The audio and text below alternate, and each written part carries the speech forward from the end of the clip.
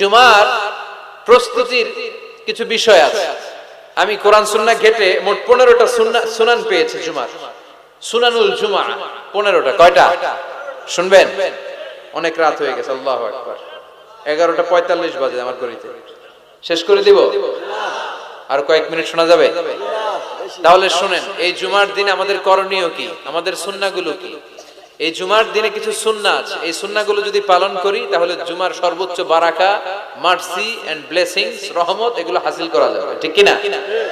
জুমার দিনের 1 নাম্বার সুন্নাহ হচ্ছে ওই জুমার দিনের সকালের ফজরের সালাতটা জামাতে পড়া। সবাইকে খাইছে রে, এটা আবার কোন ওয়াজ শুরু করছে? এতক্ষণ তো ভালো লাইনে আছিল, এখন আবার কোন লাইন ধরলো?